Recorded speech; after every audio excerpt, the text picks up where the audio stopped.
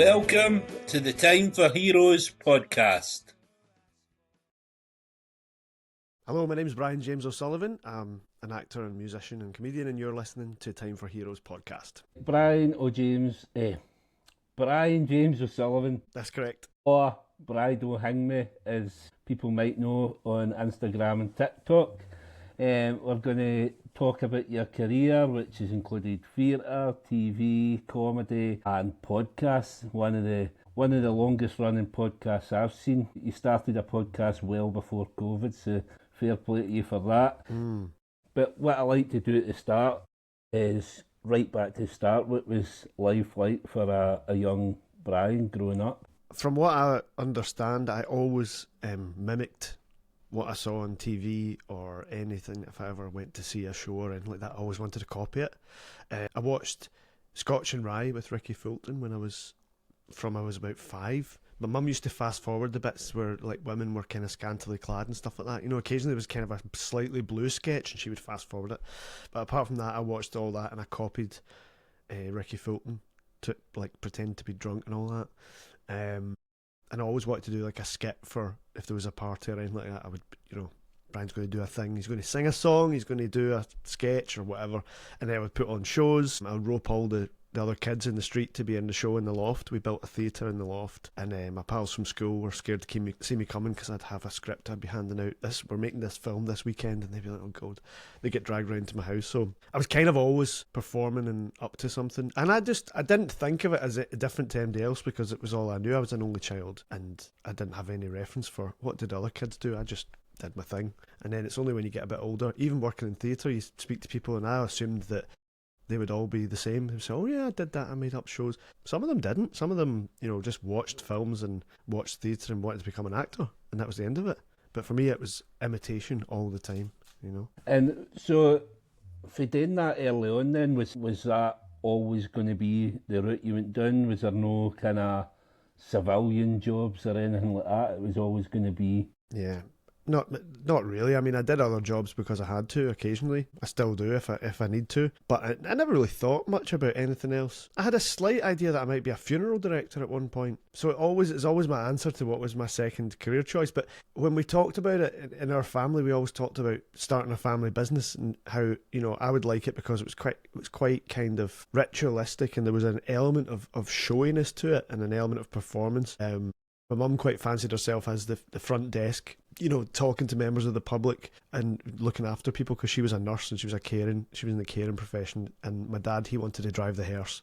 So that was a vague idea that we have talked about over the years, but I never really thought about any other, I didn't want to work in a bank or be a policeman or any of these things that kids come up with. Do kids come up with they want to work in a bank? No, really. Your mum and dad were involved in performance as well, weren't they? So a huge influence then on your career. Yeah, well, my dad is a musician and he plays Scottish and Irish music. He plays the accordion to a very high level, and he was out every weekend gigging when I was a kid because they never had any money. So they both worked as nurses. My mum was a nurse. She did night shift in a neuro unit, so head injuries, like really serious trauma. And my dad worked as a psychiatric nurse, so he went in the community and helped people with long-term psychiatric problems. And even that wasn't enough to keep everybody afloat. So my dad was out the weekends. He was gigging every weekend. He'd be up and down the country and across to Ireland, Australia. He played the Australian Irish Dancing Championships 20 years in a row. He went to Australia every year. And then they did amateur dramatics. So eventually when I was about 7 or 8 when they joined the Amdram club in Knightswood. And they played the Ugly Sisters in Cinderella. And my dad kept his moustache intact. He wasn't getting rid of that. And I was kind of watching initially and they were doing it, and then I got a wee part and started to join in. So what was your first part, like your first serious part? Or was it Oliver? Is that, am I allowed to believe? Yeah, probably. I did that. People used to contact my mum when stuff was in the paper. Because back then, you're talking like 30 odd years ago, we didn't have social media or anything like that. So opportunities like that would come out in the paper. So it'd be in the evening times, there's going to be a production of Oliver, the Apollo Players, which is a famous Glasgow Amdram group. They did musicals, they still do. And someone phoned my mum and said, why doesn't Brian audition for that? He likes doing performances and all that. So I went along to audition for that. I got the part and I played Oliver for a few shows at the Theatre Royal.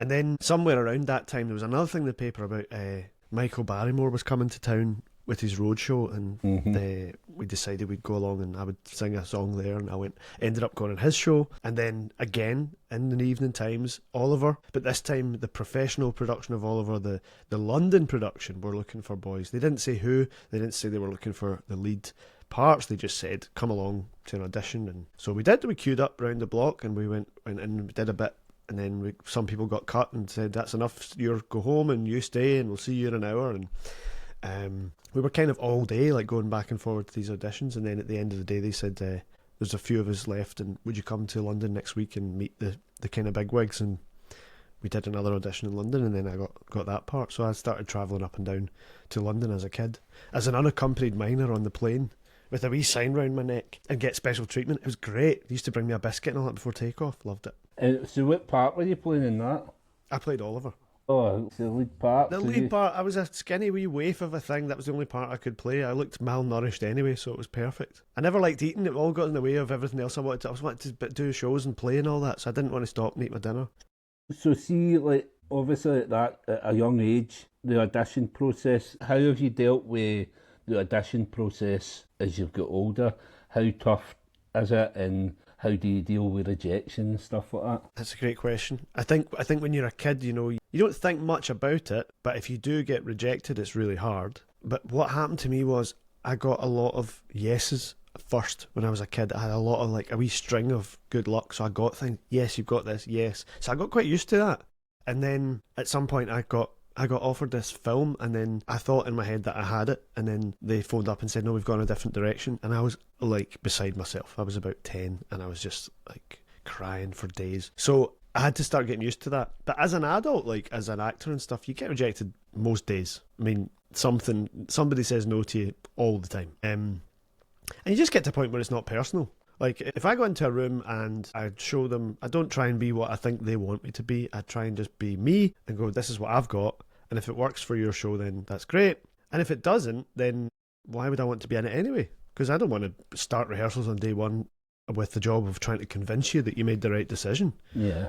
I'm always on the back foot then. So if it doesn't work for one, it doesn't work for both. And it's not the kind of thing that really upsets me terribly now. Unless it's a part that I really, really, think I'm perfect for. And it's hard to get to grips with someone disagreeing with that. But you can't argue with it, And obviously, like, I've listened to you on quite a few podcasts, so I've heard interviews back and forth, and you kind of touched on that you're in sobriety.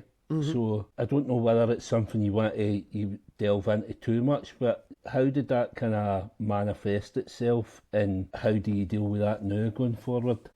I'm open to talking about it. I'm nearly 15 years away from a drink now, so it's not something that's got much to do with my life anymore. Obviously, drinking's not got anything to do with my life. But yeah, I went to drama school and I got kind of overexcited and got involved drinking, and quite liked it, and found that really, looking back now, I know that it meant that I didn't need to grow up or to really think about anything or kind of deal with anything. I was just kind of constantly having a wee party in my own head. And even if there was nobody else there, I was still kind of under some illusion that there was a party going on. And that just kind of went on and grew arms and legs and got worse and worse. And, at some point, even years before I got sober, at some point I thought to myself, this is not very good. Like, this is going to get worse. And I thought, I'll deal with it later kind of thing. And years went on, and eventually I started trying different things. None of them were stopping drinking, of course. That wasn't my bright idea. I tried everything else. It was like, how can I keep drinking but not feel crap? So I would do different things where I would try and I'll only drink this day but not the next day and all this stuff. And it never worked, because for me, if I have one drink, I have all the drinks. That's just the way I'm built. I know that now. I didn't understand it then. Eventually I went to rehab, a community rehab, which was free to me and was near where I lived, which was an amazing thing. And things like that are available. They're rare, but they are out there. Then I started going to meetings and support groups and things like that, and really that was 2011, and from the 25th of July 2011 till today I've not had to take a drink, which is the best move for me. And I'm always willing to talk to MD about it if they think that might be the move for them. My mum's in recovery as well, and just probably around about the same time, because my oldest boy, he was born 2007, so around about that time, right. My mum came out. I don't know if she's as open as to help people. She's always moaning about this person's not doing this and this person's not doing that, and I can't help them. I'm like, but surely it's your duty to help. I think you can only help people if they want help. Mm-hmm. And I do get where she's coming from, because sometimes you desperately want to help someone, but actually they're not really ready. That does happen. Yeah. People present as because they want the pain to stop, but they're not actually finished drinking yet. And that's a difficult place to be in. That's the place I was in, which I was describing. But when someone really is really done and they want to actually not drink anymore and they want to feel better and have a better life, then they will accept help. But it's frustrating when you're on the other end of it. Yeah. Bearing in mind my mum just turned 80 a couple of weeks ago. Right. She's probably similar, like if Janice, your character, was in recovery and trying to, you know what I mean? She'd always have something to say about it. Yeah, that's a different story. Aye. Janice is in there, you know what I mean? So, I mean, really busy. You've done stage shows, you've done comedy, you've done TV work, I've seen you on Scott Squad, stuff like that. So, with that aspect, what would you consider your favourite? I'm a theatre person at heart, definitely. I feel comfortable in a theatre, even just as an audience member. I just go in and that just feels like home to me. So, my ambition was always to be walking through a stage door and for that to be me going to my work.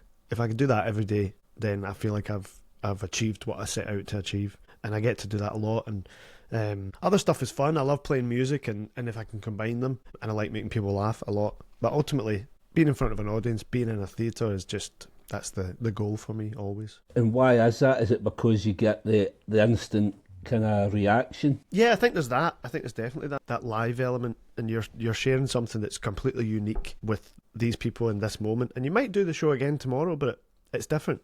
And it's different people. And often if you're doing the show today, the people that are watching it, they've never seen it before. They've never experienced it before. Excuse me. They don't know what you're going to do next. So you can watch them and see them experiencing it for the first time. And you get to go on that journey with them. And the thing about, I can't remember who was talking about it, but the thing about the gap between having the idea and getting it in front of the audience gets bigger and bigger the more successful you get, or the bigger scale you want to do things on. So someone who's got a musical in the West End right now, they didn't just think of it like 2 months before it opened. They've been working on it for 10, 15, 20 years before it opened to get to that point. But with me, say, and Janice, and I'm moving on from theatre now to Instagram videos or TikTok videos, the idea and then getting it in front of the audience can be separated by only 20 seconds. If I think of something funny, I can put it on and I can let people see it and let people react to it almost instantly. That's amazing. I mean, once we get onto the videos, because that's where I first discovered you, and they are absolutely phenomenal. I mean, like those videos, like you've kind of touched on. So like, I looked at them and thought, obviously you've done 3 shows now with the Janice and Frank story. Was there ever any temptation? Because obviously they're very, very funny. Has there ever been a temptation to move into stand-up, or would that frighten you? I did stand-up before when I was a lot younger, and as soon as I started doing it, I was telling stories about things that had happened, and I would dip into the voice of the person that was in the scene with me.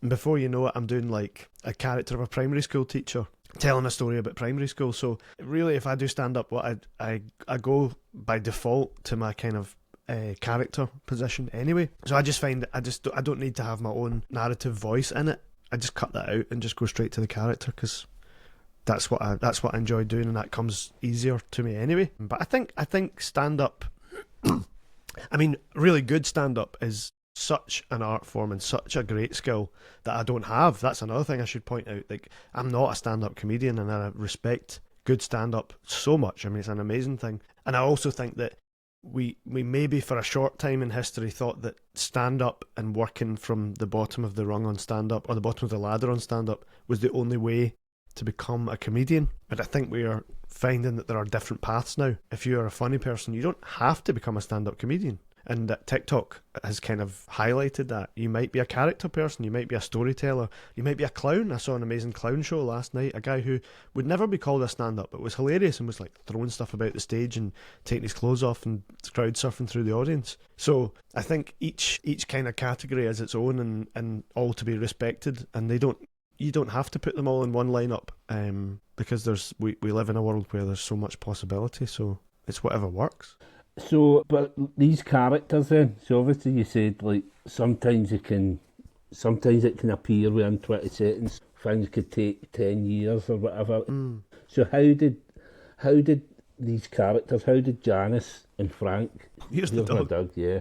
How did Janice and Frank materialise at first? Janice kind of came around over a number of years. She was called Sandra at one point, and I used to do this kind of. It was supposed to be this middle-aged woman who was kind of going out partying all the time and thought she was kind of crazy.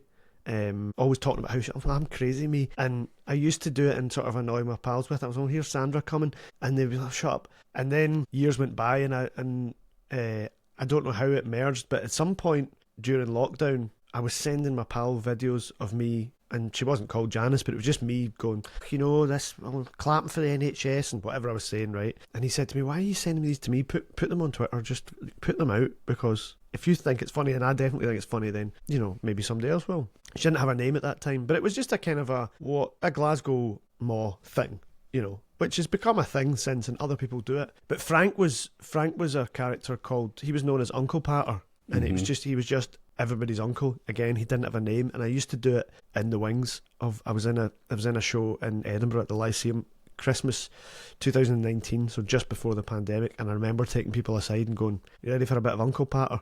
Or I wouldn't even say it; I would just go into it. We hear about this, this boy Graham, 7 figures, right? He sold his company, 7 figures, a very wealthy man, going on about going to the Chinese for the Christmas night out and just whatever. And if people laugh, then I'll just keep doing it.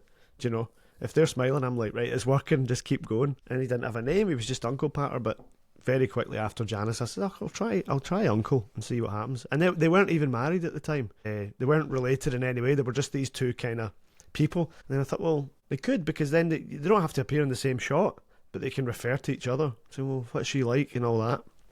And then I realised that all the characters are kind of linked. So when I started bringing in more characters, secretly in my head, I'm going, where are they in the universe? They are all from the same.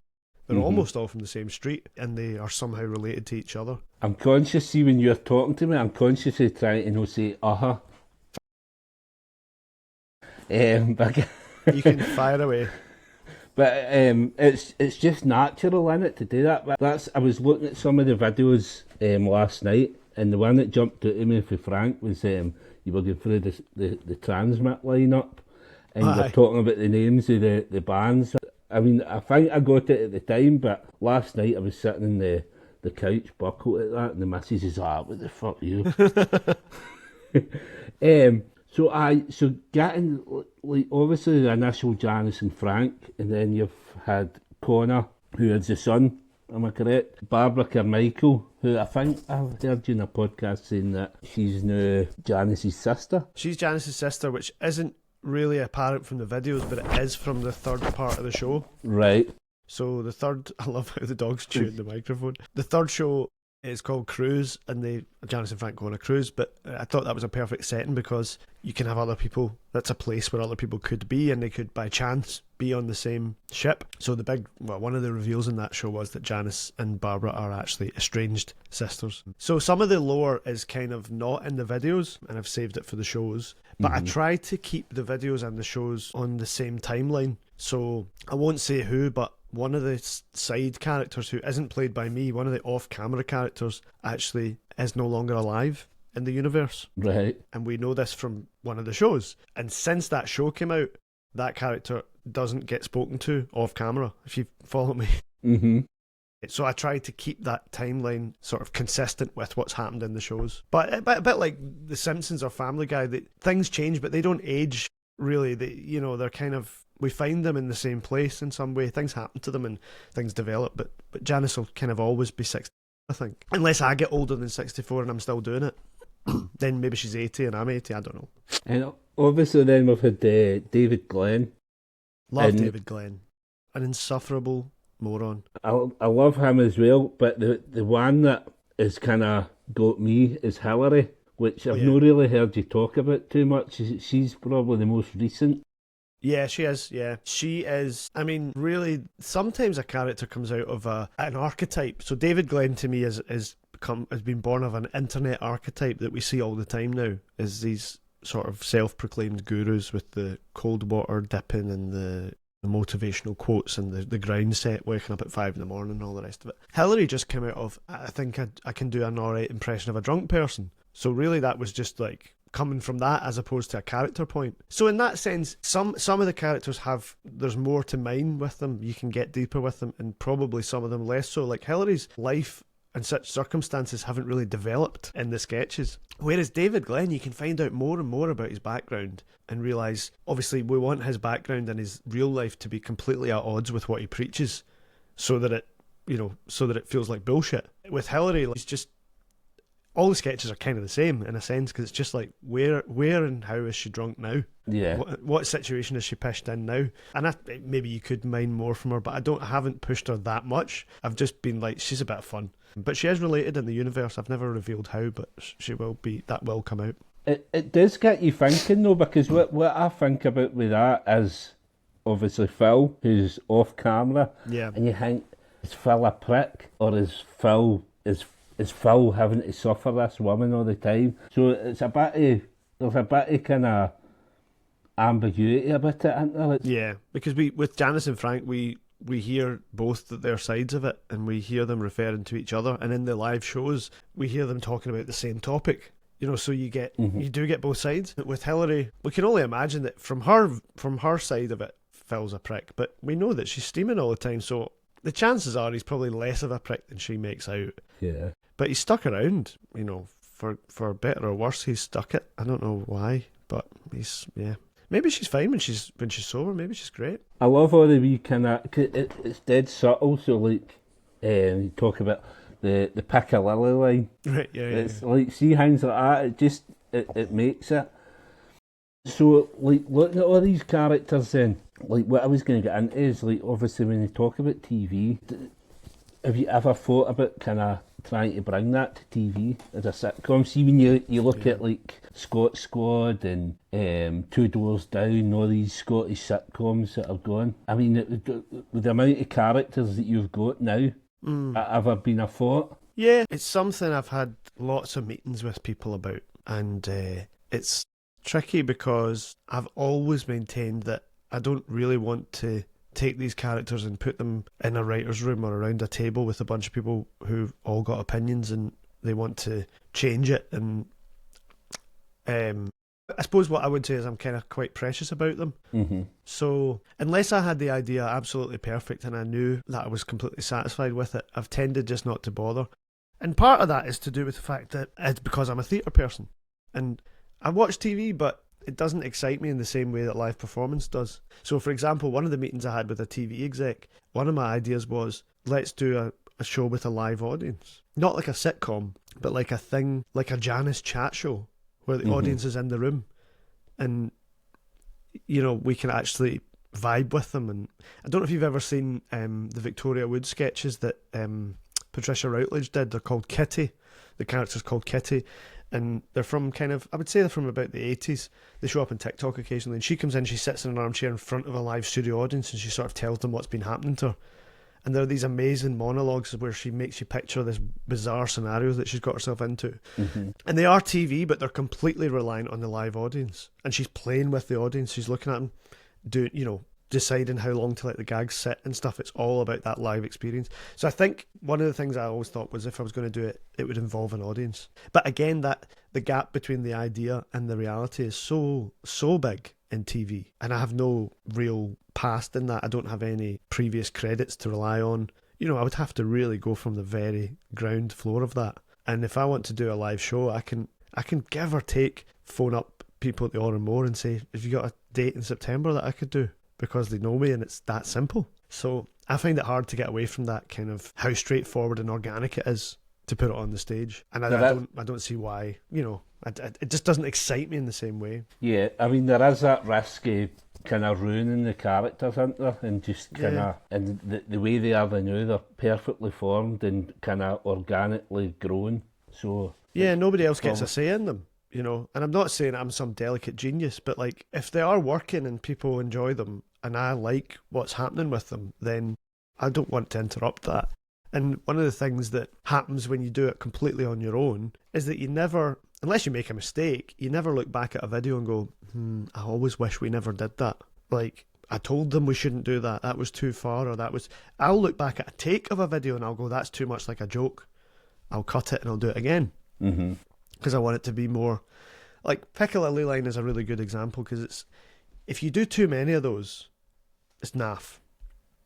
And it has to be... It can't be like that she does that with everything. Because then it's like, that's a character trait, and that's not real. But she could conceivably get it wrong once. Yeah. And things that Hilary gets wrong are interesting. I let them happen organically, like when she'll say, unbeknownst to me, I fell over. Now, those sentences make sense. Or as a sentence, that does make sense, but you don't fall over unbeknownst to yourself. So it's like, we know what she means, but it's just a tiny bit off because she's pissed. And Piccadilly Line is about as far as I would let that go. And I worry that if I sat in a room with people and we all come up with ideas, that it would be like, oh, she always gets all the words wrong. How funny.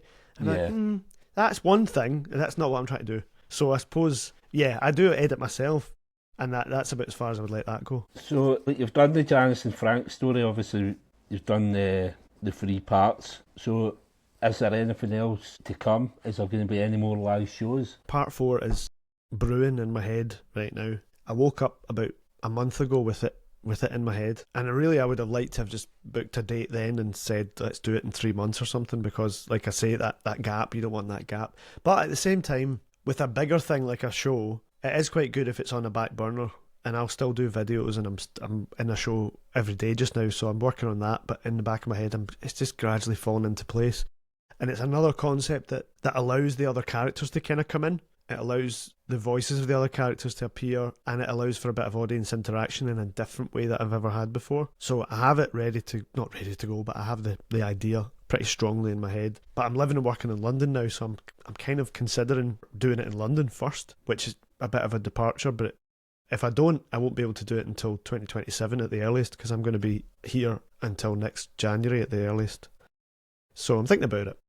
So that was actually another question. Like, obviously, being so Scottish, how does it transcend with other audiences? How do they get the humour? It depends. I think lots of expat, like people, living in other countries, like it because they say, oh, it reminds me of home, that kind of thing. But you do get people from completely, who are just born and bred somewhere else entirely, Canadian and American people who are like, I get this.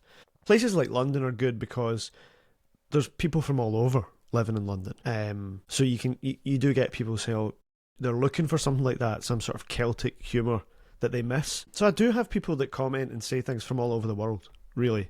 And then I watch TikTok and I see, like, there's a sketch, I wish I could remember the guy's name, but he does a thing about the sort of an Arab family and what the dad is like. And you see it and you go, I'm sure there's stuff in here that I'm not getting because I'm not from that background. But at the same time, there's loads I am getting, because it's like, it's a pushy dad who puts a lot of pressure on the kid and who kind of lightly makes fun of the kid for their, what they think's important. It's just a dad being a dad. So there's a universality to that, which makes me sort of confident that you can present it to people from all different parts of the world and different cultures, and they could find bits of it funny. Yeah, I feel as if the Scottish culture seems to be like everybody can be funny in Scotland. And well, it's so currency as well. Being funny is really important in Scotland, and I think often it's in cultures where historically we've been second to something else. Jewish humour is so rich. And it's got to do with being the underdog. And I think Scotland has a wee bit of that. I'm not comparing Scotland's struggles to the struggles of the, historically of the Jews or anything like that, but I think definitely kind of gallows humour or making fun of yourself, self-deprecation. Who's joining us? We've got somebody coming in. Margot? This is my guest for the last episode. I don't know what's... Margot, you're done. This is the joys of using a new recording platform. Good. Anyway, we'll continue with Margot just she's sitting at the side, sitting at the side there. But I mean that's so like, where I discovered you for. I obviously seen you on Instagram, and I started the podcast in lockdown, so I'm a fan compared to yourself. Stop. But like I think I told you in the email conversation the first time I heard you was on the La Fontaine's podcast. Right. Yeah. And obviously Kerr, he stays down in London now. Jamie, the drummer, he's fairly like round the corner for myself, so I'm good pals with him. And that's like talking about the Scottish humour. So like the LaFontaines are no more, and obviously Jamie and Daz have got their new band, and they just brought out the first single there, and it's all about Jamie was over in Israel in Bethlehem because he just fucks off for like a week somewhere. He'll just fly somewhere and he likes to discover. This new single's all about his time there, and he was getting chased off the young team here in Bethlehem. The Bethlehem young team? Aye, and they were firing bottles and bricks at his head. But he done like a full podcast about it, and it was the way Jamie talks. He's so funny, he's so humorous, and he probably doesn't even realise how humorous he is. But he's made that story into the band's first single, and it's out now. So that's what I'm talking about. The Scottish people seem to find humour in some of the most bizarre situations. Yeah, and a story as well. We love a story. Mm-hmm. And there's nothing I love more than someone coming into work or coming in the door and going, wait, you hear this? You see that excites something in me, you know?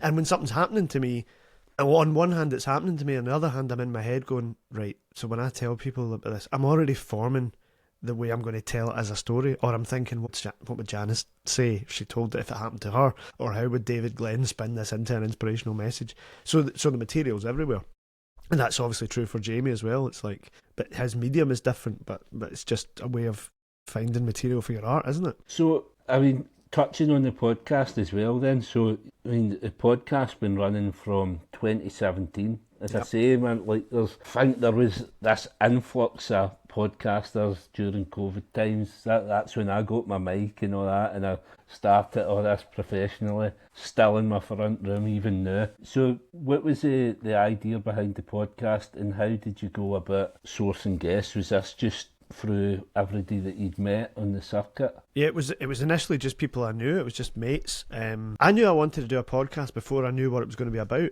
because I just loved interview podcasts. I love hearing people's stories, and I thought I'll practice doing that. I'll practice interviewing. I'll just interview any of my pals who come round my house. And then I realised that was the concept right in front of me. So who comes round my house? Well, actors, musicians, comedians. So I had the format ready made in that sense, and I recorded the first 10 before I released any, so that I would have a few ready to go, because getting the first one over the line was so hard that I thought, if I just do that and then I say next week I'll do it again, I probably won't. And once I had released those 10, that felt like a solid number. So then I had to keep going. And my obsessive nature has basically kept me doing it now for 460 episodes or something. Yeah, man, it's phenomenal. And are you releasing weekly? Do you stress about schedules and stuff like that? Yes, every week. The one saving grace in that respect is that I now do solo episodes where I talk about what's happening in my career, and because of that it's a fallback. Sometimes I do it deliberately because of where I'm at in my year. I think that it would be good to do some solo episodes to dissect some of what's happening, but sometimes I do it as a sort of an emergency reaction to not having been able to get a guest. And it was easier to get guests in the early days because there were fewer podcasts excuse me, and also I hadn't been through all my mates. Now all my pals have been on it, some of them multiple times, so I'm having to find new people all the time, which is good when you start a new job, because then you've got more people to ask. But you know, you don't want to go in on the first day and be like, so I've got a podcast, God, who's this coming in? So I've just started this job recently, and I'm kind of gradually asking people, and still trying to get set up in London for getting guests. So it's a bit stressful. It's due out tomorrow. I don't have anything yet. Because that's where I find, like, I'll go 2 or 3 weeks with a guest. Obviously, a lot of my guests are musicians, so you're it depends whether somebody's got something to say, whether music's coming out or whatever, but I've never really stressed about it. Like, I'm like that. If I've not got an episode that people will come and find me when there is something in it, but I know that it can be a big deal for people. I just did one every week at the beginning, those first 10, and then because I had set that up, I've kind of done it to myself. I took 1 week off when I was sick. That was in 2018. And then during the pandemic, we had a couple of months where we didn't record because we just kind of ran out of people who had anything that they wanted to share, because all the episodes were just like how are you filling your days and how are you finding it and what do you think of lockdown? Essentially, no one, eventually no one wants to talk about that anymore, so we stopped. But apart from that, I've always done it every week, and like I say, it's more about my obsessive personality than anything that keeps it going. It's a fantastic listen though. I was listening to, I think I listened to the Jonathan Watson episode last night, and nice. It's nice to kind of get that insight for, like, obviously, like, two people that are in the industry talking about the thing, and you just feel like you're sitting in the corner of the room listening into a conversation. Aye, so that's us back after a wee technical hitch. We had a short intermission.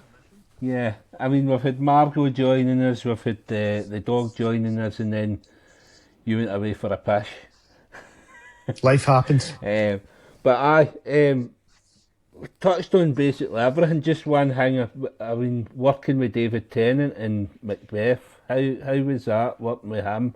And, like, see, working with a guy like that, does that make you raise your game? It definitely does. It definitely does. When someone's, I don't mean just because someone's famous, it's when someone's really good. David is an exceptional actor. And he came into Macbeth really super prepared, and did an amazing performance right from day one. So it does make you raise your game. It made me nervous as well. Not his fault, but I was really aware of this, immense talent and also like big reputation and stuff. And every scene I had in Macbeth was with David, just face to face. And at first I was useless. I was just like falling to bits. But gradually you get to know someone and then you relax. I mean, he's a really nice guy and he doesn't take himself very seriously in terms of, like, he doesn't think he's a big shot or any of that stuff. He's just a normal guy who's very talented and very good at his job. And a lot of people, famous or not, could learn a thing or two from the way he conducts himself. So you look at someone like that and you learn a lot about being an actor, but you also learn about being a good person, and you go, right, okay, that's, he treats people really well, and you think, I could learn from that, and so could many people.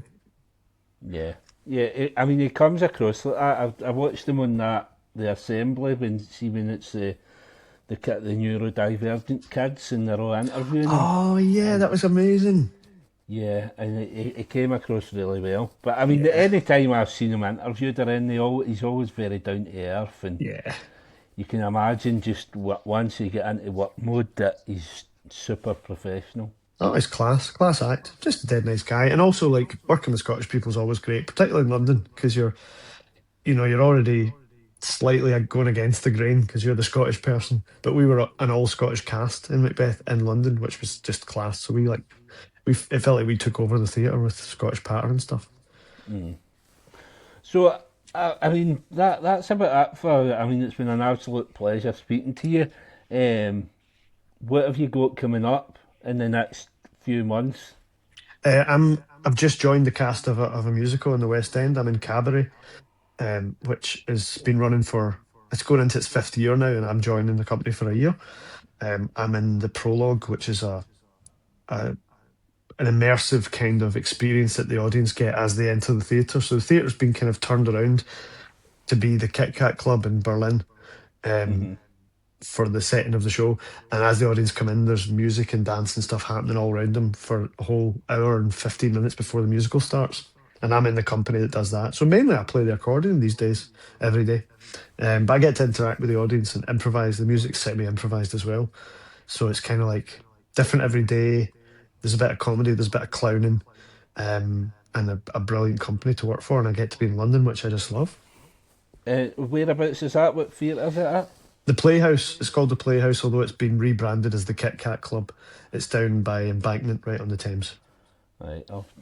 And is that going to be running right throughout the summer and stuff? Yep, right through. It's at the moment it's booking until next January.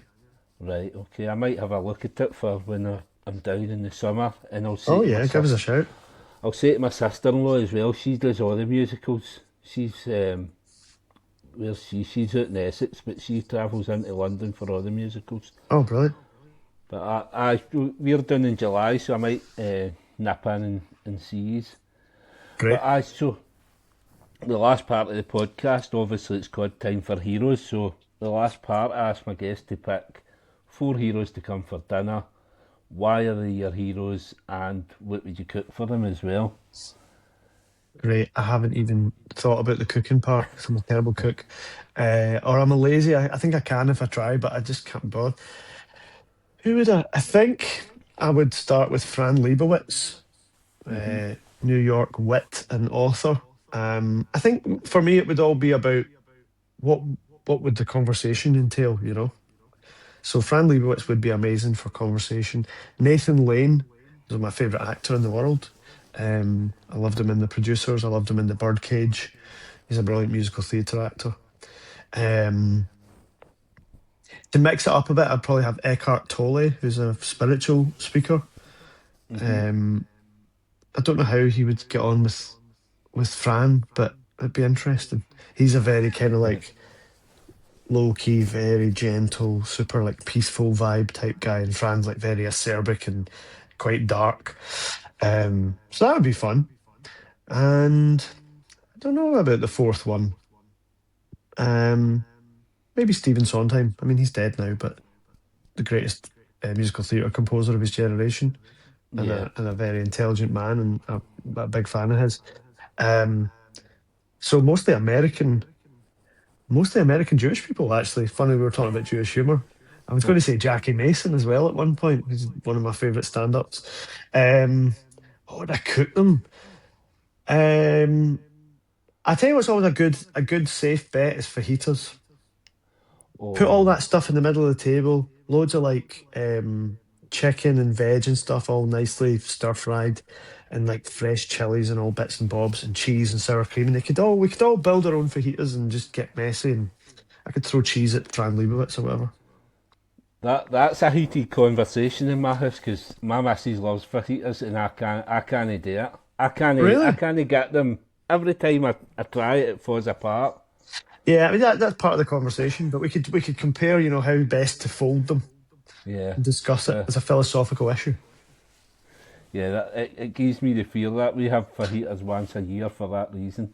The annual fajita moment. Oh well, Um, we'd have it. It'd be a very special day. I mean, we'd be bringing Stephen Sondheim back from the dead, so that might be the headline rather than the fajitas. But you know, they're fantastic guests, and I mean, I've done 150 odd episodes of this podcast, and I think that's the first time any of the four have been picked. Obviously, oh, that's good. That's good. This is what happens when you have a theatre guy on. Yeah, who do you get a lot? Do you get the same people? Do you get Martin Luther King and all that? Oh, it's mostly musicians, so they're all picking. It's usually John Lennon, Kurt David Cobain. Bowie. Right. So it's nice to mix it up a wee bit. Cool, very good. But it's been an absolute pleasure chatting to you. An absolute icon of my Instagram the last 5-6 years. Thank you very much. Looking forward to seeing how it progresses. Looking forward to seeing you on stage with part 4. And all the best for everything coming up in the next year or so. Thanks very much, Martin. Total pleasure. Absolute pleasure. Thank you. Thanks again for listening to the podcast. If you'd like to get in touch, please contact me on the email timeforheroespod@gmail.com, or you can get me on Instagram at timeforheroespodcast. Thanks very much. We'll be back soon with another episode.